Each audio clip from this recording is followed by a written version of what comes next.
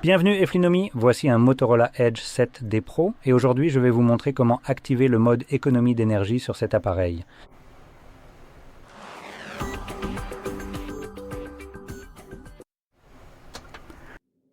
Pour commencer, vous devrez faire glisser votre doigt vers le bas depuis le haut de l'écran, puis à nouveau pour afficher la liste complète des raccourcis.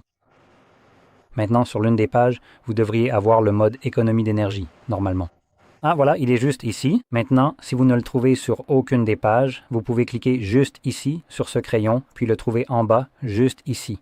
Une fois que vous l'avez trouvé, il suffit de cliquer sur le plus, il sera ajouté, et lorsque vous reviendrez en arrière, vous devriez pouvoir le voir. Donc une fois qu'il est visible ici, cliquez simplement dessus. Cela fait apparaître cette fenêtre, sélectionnez le mode économie de batterie, et nous avons deux options. Nous avons l'économie d'énergie standard, qui est... Le nom est un peu déroutant, car standard laisserait penser que c'est simplement ce que vous avez normalement, comme maintenant avant qu'on appuie dessus, mais ce n'est en fait pas le cas. Cela fait toujours référence au mode d'économie d'énergie, donc le système est optimisé pour économiser la batterie. Je pense qu'ils auraient dû abandonner le terme standard et simplement l'appeler économie de batterie. Cela aurait probablement été moins confus, mais c'est comme ça, et ensuite nous avons maintenant l'économie de batterie maximale. Celui-ci est un mode qui va restreindre les fonctions du système pour économiser un maximum de batterie, et croyez-moi, il limite vraiment beaucoup l'appareil. On va commencer par celui-là juste pour que vous puissiez voir à quoi vous attendre. Soyons honnêtes, un mode économie de batterie classique ressemble exactement à l'absence de mode économie d'énergie. Et tandis que celui-ci fait littéralement disparaître vos applications comme par un claquement de doigts façon Thanos, ou les empêche d'être utilisées, il supprime aussi vos fonds d'écran et widgets. Évidemment, vous n'avez pas besoin de tout ça. Et ce dont vous avez besoin, ce sont juste des applications basiques comme les messages. Apparemment, le Google Play Store fait partie de celles dont vous avez besoin. Mais vous avez accès aux messages, au téléphone et aux paramètres, et à quelques autres trucs comme l'horloge. Mais il y en a une qui me perturbe complètement, c'est celle-ci. Genre, qu'est-ce que tu veux dire par là? J'ai besoin du Play Store. Est-ce que quelque chose que je vais installer depuis là va vraiment m'aider à mieux faire fonctionner le téléphone? Bref, éteignons ça pour qu'on puisse retrouver ce bouton, l'éteindre, et ça revient à l'état d'origine. Maintenant, si on clique dessus à nouveau, voyons voir, oui, ça va réactiver le mode utilisé précédemment. Donc à la place, ce qu'on va faire, c'est maintenir appuyé, et ça nous redonne les deux options ici. On peut donc revenir à l'économiseur de batterie standard, qui est le mode d'économie d'énergie normale. Et maintenant que cette option est sélectionnée, chaque fois que j'appuie dessus, cela activera à la place l'économiseur de batterie normale. Maintenant, l'une des choses que je veux mentionner concernant n'importe lequel de ces modes, lorsque vous les activez, c'est cette partie spécifique ici.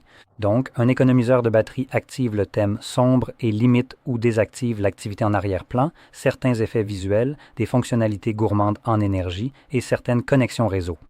Maintenant, le dernier point est le plus important. Certaines connexions réseau, en réalité ce n'est pas seulement certaines, c'est pratiquement pour toutes les applications. La connexion réseau est désactivée. Et on parle ici du Wi-Fi et des données mobiles. Si une application a besoin de se connecter à un réseau pour vous informer qu'on vous a envoyé un message, eh bien, tant pis pour vous. Elle ne le fera plus désormais. Tant que vous n'utilisez pas l'appareil, je devrais préciser, car cela va principalement affecter l'appareil dans ce cas, dans cet état où vous le verrouillez et ne l'utilisez pas. Si vous l'utilisez normalement, je ne sais pas si c'est le cas ici, mais c'est très probablement le cas, l'appareil fonctionnera normalement en ce qui concerne les connexions mobiles ou simplement les connexions Internet, et il n'est affecté que lorsque vous arrêtez de l'utiliser. Alors que les autres éléments, comme par exemple les taux de rafraîchissement, le mode sombre et tout ce genre de choses, resteront évidemment activés en permanence. Lorsque vous activez le mode économie d'énergie, et vous devriez maintenant le voir passer en mode sombre. Voilà, c'est fait. Encore une chose.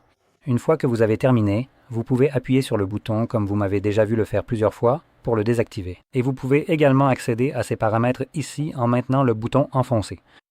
Et encore une chose, pour le mode d'économie de batterie maximale, vous avez d'autres options comme désactiver la 5G que vous pouvez également activer. Et vous pouvez aussi spécifier des applications essentielles. Donc vous pouvez par exemple vous débarrasser de choses comme ce fichu Play Store, n'est-ce pas? Oh non, en fait on ne peut pas vraiment se débarrasser d'un endroit où aller, comprendre. mais vous pouvez ajouter d'autres applications qui entreraient dans cette catégorie afin de pouvoir continuer à les utiliser même dans ce mode. Donc vous pouvez simplement choisir celle que vous voulez. Et je ne sais pas s'il y a une limite, le mode d'économie de batterie maximale ne semble pas en avoir. Donc ajoutez quelques applications ici et elles continueront à fonctionner. Vous pourrez les utiliser même dans ce mode super économie d'énergie. Maintenant, une dernière chose que je n'ai pas mentionnée, pourquoi utiliseriez-vous le mode super économie d'énergie plutôt que le mode normal? Et la raison à cela, c'est que si on va dans batterie, voilà, vous pouvez voir qu'en mode normal, en ce moment, on a 3 jours d'autonomie. Je ne suis pas sûr que ça va changer quelque chose, mais on va voir. Bon, là, je suis déçu. D'accord, ça ne le change pas ici, ce qui est un peu agaçant. Donc, normalement, vous auriez une estimation précise du temps restant. Mais ici, Motorola, c'est plutôt « je ne sais pas combien tu vas avoir, on va voir ça ensemble ». En général, tu obtiens une meilleure autonomie avec ce mode. Sur certains appareils, ça peut être presque quadruple par rapport à ce que tu obtiens en mode standard. Donc là, comme c'est le cas maintenant, 3 jours, le triple de ça, voire même le quadruple. Tu te retrouves avec un téléphone qui peut vraiment tenir une semaine ou plus. D'accord, maintenant c'est surtout pour les appareils Xiaomi qui atteignent ce genre d'autonomie folle dans ce mode. Je ne sais pas si c'est le cas pour Motorola, donc il faut en être conscient, mais en général, pour beaucoup d'appareils, c'est un peu moins. Donc tu passes de l'utilisation normale au mode économie d'énergie, par exemple. Tu n'obtiens que, 2 ou 3 heures d'autonomie, et puis en passant du mode économie d'énergie à l'ultra, tu as généralement, environ 3 heures. Seuls certains appareils offrent ce genre d'autonomie complètement absurde, multipliée par 4. Mais c'est la vie. Bref, cela étant dit, j'espère que tu as trouvé ça très utile, et si c'est le cas, n'oublie pas de liker, de t'abonner, et merci d'avoir regardé.